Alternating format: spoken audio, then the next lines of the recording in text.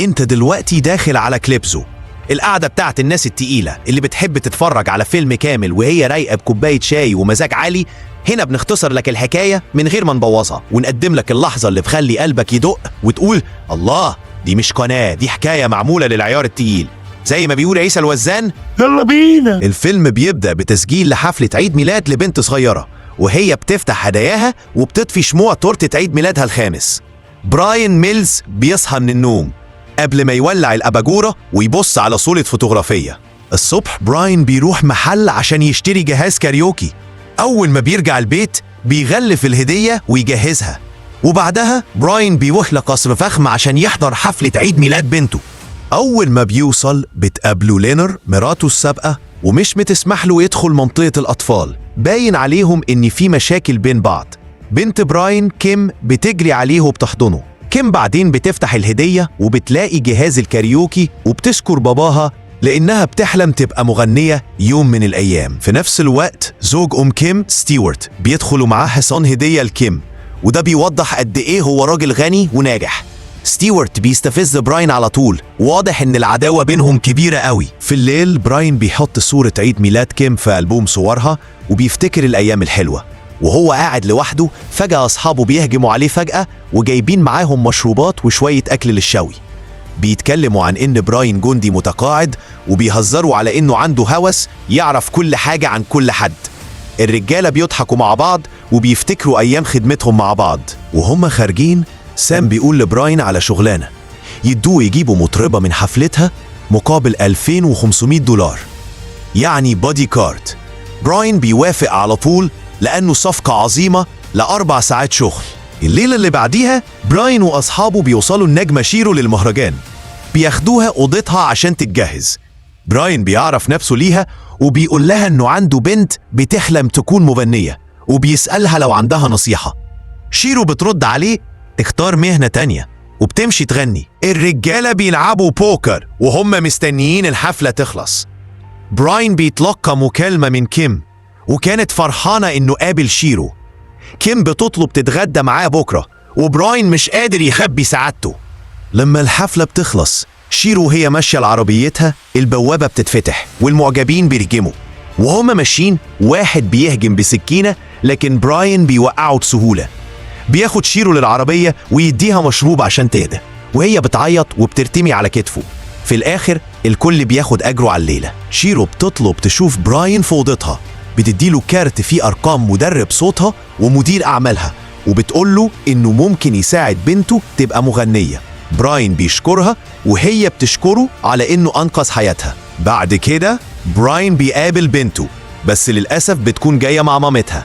كيم بتشرح لبراين إنها وأماندا هيسافروا فرنسا مع قرايبها، وبما إنها تحت 18 سنة لازم توقيع الأب والأم عشان تسافر. براين بيتضايق لأنه كان فاكرها خارجة معاه هو مش مسافرة. بيقترح يسافر معاهم، لكن لينور بتحرجه قدام كيم. كيم بتعيط وبتجري وما بيقدرش يوريها الكارت اللي جابه ليها. لينور بتكمل عليه بكام كلمة جارحة وبتسيبه. حاسس بالذنب، براين بيرجع وبيقبل إنه يوافق، بس بشرط تكلمه كل يوم. كيم بتفرح جدا وبتحضنه. لما بيجي وقت السفر براين بياخد كيم للمطار وبيقول لها أماكن تتجنبها في باريس. كيم بتقوله إن مامتها بتقول عليه موسوس من شغله القديم اللي كان حكومي. بيتكلموا شوية حديث أب وبنته وبتديله بوسة قبل ما تدخل المطار، وهو بيساعدها في شنطتها. براين بيلاحظ خريطة فيها تواريخ وأماكن كتير. أول ما لينور بتوصل بيواجهها، فتعترف إن كيم مش رايحة بس لباريس، لأ دي ناوية تتابع جولة فرقة روك في أوروبا. براين بيغضب بس بيسيطر على نفسه عشان ما يفسدش فرحة بنته. بياخد لها صورة قبل ما تروح. بعد وصول كيم وأماندا لباريس بيعرض عليهم شخص غريب اسمه بيتر توصيلة. بيتر بيبدأ يتنكت معاهم، وبعدها بيعرض عليهم يديهم توصيلة للمكان اللي رايحين له. براين زي ما هو متوقع بيكلم كيم، لكنها مش سامعاه عشان كانت مشغولة مع بيتر. كيم بتكون مش راضية عن فكرة الذهاب لحفلة مع بيتر، لكن أماندا بتوافق. أول ما مشي بيتر بيتصل بحد وبيقولوا إن في بنتين عندهم 18 سنة في الدور الخامس. في نفس الوقت البنتين مبسوطين إنهم بره مع بعض، بس كيم مش مبسوطة إن أماندا كدبت وقالت إنهم هيقعدوا في فندق مع إنهم في بيت قرايبها. أماندا مش فارق معاها وبتعلي صوت الموسيقى. في نفس اللحظة براين بيحاول يتصل بنته اللي مش سامعة الموبايل بسبب دوشة أماندا. براين بقى بيتصل بليونور اللي بتقول له تبطل تبقى موسوس وتقفل السكة. وأخيرا كيم بتشوف مكالمة باباها وبتروح مكان هادي ترد عليه. براين بيقول لها إنه عايز يتكلم مع حد من قرايب أماندا، وكيم بتعترف إن هم مش موجودين وبتوعده إنها ما كانتش تعرف. فجأة قلبها بيقع لما بتشوف رجالة بيقربوا من أماندا من وراها ويخطفوها. براين بسرعة بيحاول ياخد منها أكبر قدر من المعلومات زي بيتر وشكله وبيسجل المكالمة. بيعرف إن في 3 أو 4 أشخاص وبيقول لها تدخل تحت السرير. بيقولها كوني شجاعة وسيبي الموبايل على الأرض واصرخي ووصفيهم لما ياخدوكي.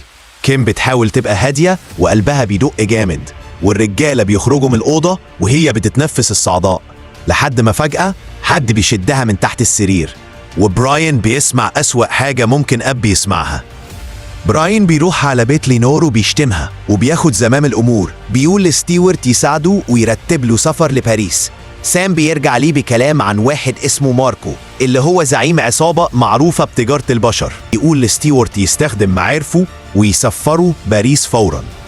وسام بيرجع يكلمه وبيقول له إن الراجل اللي في التسجيل ألباني اسمه ماركو ورئيس عصابة كبيرة متخصصة في الإتجار بالبشر، ومؤخرا بدأ يستهدف البنات اللي بتسافر لوحدها، بيخطفهم ويخليهم يدمنوا وبيدمر حياتهم حرفيا طول الطريق. وبراين بيسمع صوت الخاطف اللي سجله.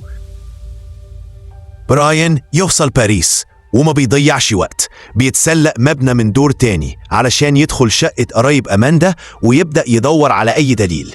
بيلاقي الشقة مقلوبة وبيتخيل اللي حصل جواها، وبيتصور مكان بنته وهي كانت مستخبية تحت السرير، وبيشغل صوت المكالمة علشان يربط التفاصيل كويس. بيلقط شارد زجاج مكسور عليه دم وياخده كدليل، وبيسحب كارت الميموري من موبايل كيم وبيقلب في الصور. وهو بيقلب بيوقف فجأة لما يشوف انعكاس بيتر في صورة كان بيصورها للبنات قبل الحادثة. في المطار بيتر قاعد وبيجيله تحذير من واحد، فبيتر بيقوم وبيمشي ورا بنت وبيقنعها تركب معاه تاكسي علشان أرخص. بس فجأة براين بيجي ويرميه جوه التاكسي ويبدأ يعصره علشان يطلع منه معلومات. الراجل اللي كان بيحذر بيتر بيحاول يتدخل، بس براين بيتصرف معاه بسرعة. بعد كده البوليس بيقرب على المكان، فبراين بيسرق التاكسي وبيطارد بيتر اللي ملهوش حل غير انه ينط من الجسر وينزل من فوق. بس وهو على الأرض بيجي عربية تانية وتخبطه، وبراين يضطر يبعد علشان ما ياخدش باله البوليس. بس براين مش بيستسلم، بيروح يقابل واحد من معارفه القدامى، راجل اسمه جون كلود، ودلوقتي بقى شخصية كبيرة في الحكومة.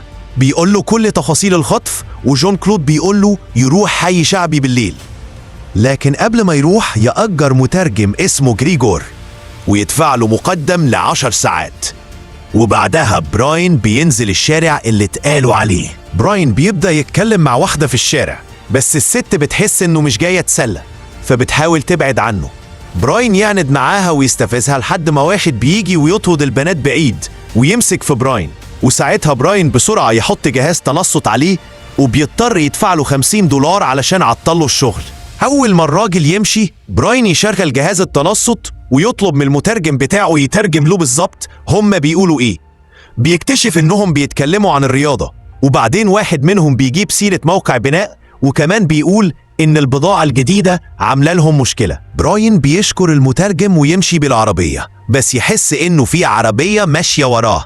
بالليل في موقع البناء في طابور علشان يخشوا مبنى صغير. براين يغطي وشه ويدفع فلوس علشان يدخل. جوه يلاقي أوضة مكشوفة ومتغطية بأرقام، وهو بيدور على الأوضة اللي اتبعت ليها ويلاقي بنت نايمة وعلامات على دراعها. يتقلف من المنظر ومن الناس اللي حابسين البنات دي. يبدأ يمشي من أوضة للتانية يدور على كيم أو أماندا، وفجأة عينه تلمح جاكيت بنته. يسأل البنت عن الجاكيت جابته منين، بس هي مش واعية ومش فاهمة. وفي نفس اللحظة راجل يدخل عليهم، براين ينفجر فيه ويضربه ضرب موت، ومن هنا يبدأ يقلب المكان على دماغ كل بلطجي يقابله ويقتل كذا واحد منهم. يحاولوا يلموا عليه، بس براين بسرعة يحط الست في العربية ويبتدي رصاص يتضرب عليه من كل اتجاه. براين يقرر يهرب، بس مش قبل ما يعمل انفجار يعطلهم. وهو بيجري وسط الموقع المطاردين وراه بيضربوا نار، بس براين ينجح انه يقلب عربية من عربياتهم. رغم كده شوية عربيات تانية تقرب منه، براين يتصرف بسرعة وياخد واحد كمان منهم بره اللعب.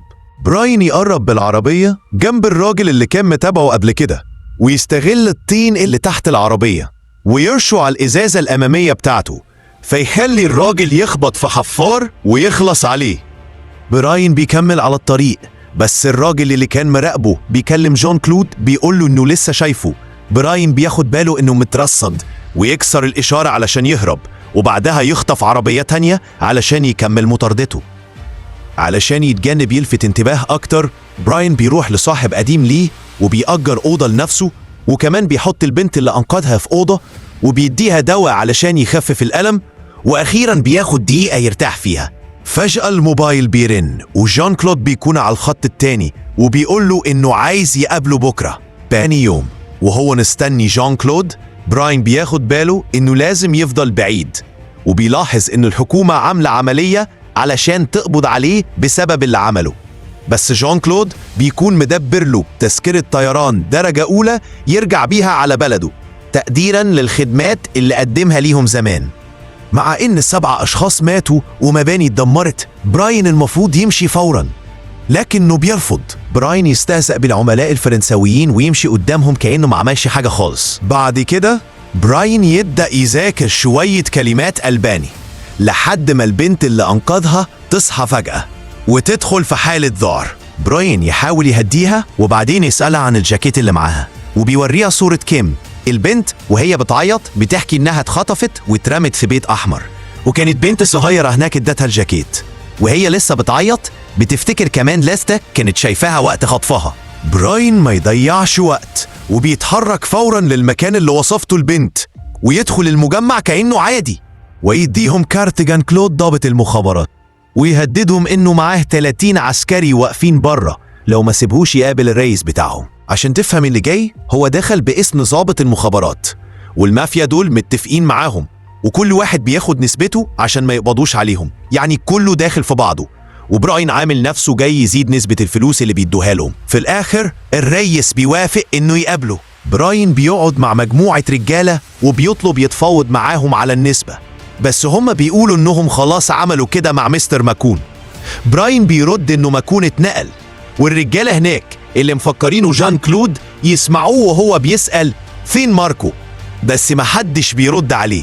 براين يهددهم انه هيزود النسبة 10% زيادة علشان قلة الأدب، ويديهم محاضرة ويطالب ب20% من الأرباح لمدة سنة على الأقل. واحد من الرجالة يديه شوية فلوس، بس براين بدل ما ياخدهم يديهم ورقة مكتوبة بالألباني ويقول لهم يترجموها. الرجالة يضحكوا وواحد منهم يقوله حظ سعيد، وهو نفس الشخص اللي هدد براين بالتليفون. براين يرد عليه ويقوله أنا لقيتك، وساعتها الراجل يعرف مين براين. يبدأ خناقة عنيفة، براين مش بيهزر وبيخلص على كل واحد بيقرب منه، رصاصة ورا التانية من غير ما يغلط. براين يطلع فوق ويفتح أوض كتير ويلاقي بنات مخطوفين جوه، بس للأسف يكتشف أماندا ميتة. براين يمسك الراجل اللي قال له حظ سعيد ويبدأ يستخدم خبرته في التعذيب عشان يطلع منه الكلام، بس الراجل يرفض ويتفل في وش براين، وساعتها براين يعذبه عذاب فظيع. في الآخر الراجل يعترف إن كيم اتباعت لراجل اسمه سانت كلير. بعد ما ياخد المعلومات، براين يسيبه يتكهرب ويمشي سايبه يموت. في نفس الليلة جان كلود بيرجع بيته وهو بيطمن على عياله، بس يلاقي براين مستنيه. جان كلود يشيل مسدس وبيرجع على الترابيزة. براين يذكر اسم مستر ماكون ومراته بتقول إنها بتعرفه. براين يسأل جان كلود إذا كان متورط، وجان كلود يعترف إنه بياخد رشاوي علشان يغض النظر. جان كلود يوجه المسدس لبراين ويقول له إنه هيوديه المطار، بس براين يقول له إنه فرغ المسدس من الرصاص أصلا ويخرج مسدسه الشخصي. براين يضرب الزوجة طلقة في الكتف ويهددها لو ما تعاونش. جان كلود يستسلم ويدي براين العنوان والصورة اللي بيدور عليها. براين يضربه ضربة تخليه يفقد الوعي ويعرف خلاص هيوصل لفين. زي ما متوقعين، براين يروح على المكان فورا ويدخل حفلة متخفي كظابط، وهو جوه يشوف هدفه، بيركب الأسانسير يقرب منه بسرعة ويهدد الحارس بالسلاح وبعدها يخلص عليه. براين يتنقل في المكان لحد ما جرسون ياخد باله منه. براين يوقعه ويمثل إنه جرسون هو كمان. براين يلاقي أوضة مليانة برجال أغنياء بيشتروا بنات كأنهم سلع بمئات الآلاف. براين يشوف كيم بتدى المزاد على 100,000 دولار ويجبر الراجل اللي معاه إنه يزايد لحد $500,000 ويفوز بيها. بس لما يروح يستلم كيم بيتضرب فجأة ويفقد وعيه. سانت كلير يكتشف إن كيم بنت براين ويقولوا إنه كمان أب، بس الشغل شغل ولازم براين يموت. البلطجية بيحاولوا يخلصوا عليه بس يستهينوا بيه جامد، وبراين يحرر نفسه ويموتهم واحد ورا التاني. سانت كلير يحاول يهرب بس براين يلحقه ويقتله بعد ما يعترف بمكان كيم. براين يلاقي عربية كيم ويجري وراها في الشوارع، يشوف المركب اللي فيها البنات ويقرر انه يسرق عربية ويطير بيها في الشوارع. براين يستعمل الرصيف علشان يلحق الكوبري ويقرب من المركب اللي تحت، ينط على المركب ويبدأ يصطاد الرجالة واحد واحد. كل ما الرجالة يحاولوا يلاقوه براين يخلص عليهم في صمت. حتى لما بيتضرب عليه نار رشاش براين برضه بيقتل المهاجمين واحد ورا التاني. براين يقاتل الذراع اليمين لسانت كلير، ومع انه خصم تقيل براين بيغلبه وبيموته. براين يدخل الأوضة الرئيسية ويلاقي كيم ويخلص على الراجل اللي معاها على طول، وكيم تحزن أبوها وهي مش مصدقة إنها نجيت من الموت. كيم يتلمي شملها مع أمها وستيوارت يقول لبراين إن أي حاجة هو عايزها هي ليها. لينور تبكي وتشكر براين بحرقة وبتديه حضن قبل ما يمشوا. كيم تشكر أبوها مرة تانية على كل اللي عمله علشانها. بعد فترة براين ياخد بنته تقابل شير، وكيم تبقى مش مصدق نفسها وتدخل جوه علشان تبدأ حلمها الغنائي. وبكده يا باشا نكون خلصنا أول جزء من الفيلم. يلا دوس اشتراك وفعل الجرس عشان لما يطلع الجزء الثاني تكون أول حد يشوفه. بس اللي جاي مش زي اللي فات، ده هيكون جزء نار يا حبيبي ويخليك تتمتع على قناة كليبسو. وشكرا لكل حد وصل معانا لحد هنا.